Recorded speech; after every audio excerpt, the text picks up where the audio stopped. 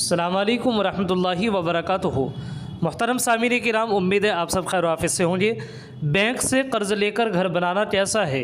اس سلسلے میں بہت سارے لوگ پوچھتے ہیں کہ بینک سے جو قرض لیا جاتا ہے اس میں سود کا شعبہ ہوتا ہے، سود ملتا ہے، کیا یہ بات صحیح ہے یا نہیں؟ اس سلسلے میں آپ حضرات کے سامنے میں مادر علمی دارالعلوم دیوبند کا فتویٰ سناتا ہوں، جس کو آپ حضرات سننے کے ساتھ ساتھ اپنی اسکرین پر بھی دیکھ سکتے ہیں۔ اس سے بعد آپ حضرات کراچی کا فتویٰ بھی سماعت فرمائے۔ آپ حضرات سے گزارش ہے ویڈیو کو آخر مکمل تک سماعت فرمائیں، چینل کو سبسکرائب بھی کر لیں، ویڈیو کو لائک اور شیئر بھی کر دیجیے گا۔ کسی نے مادر علمی دارالعلوم دیوبند سے سوال کیا ہے، پوچھا ہے میں بینک سے قرض لے کر گھر بنانا چاہتا ہوں، بینک والوں نے ہر مہینے ایک رقم فکس کری ہے جس میں کچھ حصہ سود بھی شامل ہے، 10 لاکھ لون لینے پر تقریباً 12 لاکھ واپس کرنا پڑتا ہے، اس صورت میں بینک لون لے سکتے ہیں یا نہیں؟ برائے کرم جواب دیں۔ یہ تھا سوال۔ اس کا جواب یہ ہے، بسم اللہ الرحمن الرحیم، قرآن و حدیث کی روح سے سودی معاملہ ملعون ہوتا ہے۔ بینک سے لون لینے میں سود کی ادائیگی جب لازم ہے تو بینک سے لون نہ لیں۔ گھر بنانے کے لیے قرض کی ضرورت ہے، بلا سودی قرض کی کوشش کریں، اور اچھا یہ ہے کہ مقروض بننے کے بجائے اپنے پاس جب اتنے پیسے ہو جائیں تب گھر بنائیں۔ اللہ تعالیٰ اس کے لیے فی سبیل پیدا فرما دے۔ واللہ تعالیٰ عالم۔ دارالفتاء دارالعلوم دیوبند۔ یہ تھا مادر علمی دارالعلوم دیوبند کا فتویٰ۔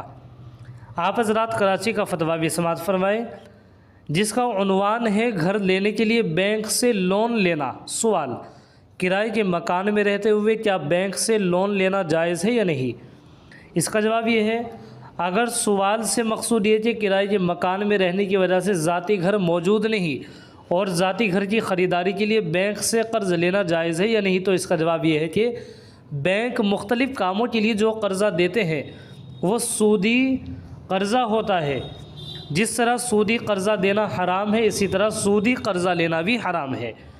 اگر کسی شخص کے پاس اتنی رقم نہ ہو جس سے وہ ذاتی مکان خرید سکے اور قسطوں پر خریدنے کی بھی کوئی جائز صورت نہ بن سکے تو بھی ایسے شخص کے لیے سودی قرضہ لینے کی اجازت نہیں ہے۔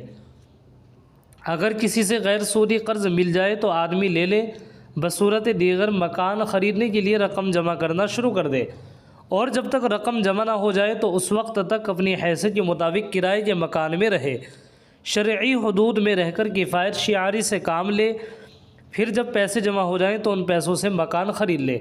اس دوران جو تکالیف آئیں ان پر صبر کرنا چاہیے، کیونکہ مومن کی نظر اللہ تعالیٰ کی رضا اور آخرت پر ہوتی ہے۔ اللہ تعالیٰ جس حال میں راضی ہوں اور جس عمل کے نتیجے میں آخرت کی لازوال نعمتوں کا وعدہ ہوا ہے اسے مد نظر رکھتے ہوئے انشاءاللہ دنیا کے مصائب ہیچ معلوم ہوں گے۔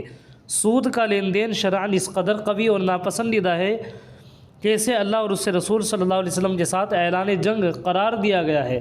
قرآن کریم میں ہے، جس کا ترجمہ یہ ہے، اے ایمان والو، اللہ سے ڈرو اور جو کچھ سود کا بقایا ہے اس کو چھوڑ دو اگر تم ایمان والے ہو، پھر اگر تم نہ کرو گے تو اشتہار سن لو جنگ کا اعلان اللہ کی طرف سے اور اس سے رسول کی طرف سے، اور اگر تم توبہ کر لو گے تو تم کو تمہارے اصل اموال مل جائیں گے، نہ تم کسی پر ظلم کرنے پاؤ گے اور نہ تم پر ظلم کرنے پائے گا، اور اگر تنگ دست ہو تو مہلت دینے کا حکم ہے آسودگی تک، اور یہ کہ معاف ہی کر دو زیادہ بہتر ہے تمہارے لیے اگر تم کو خبر ہو۔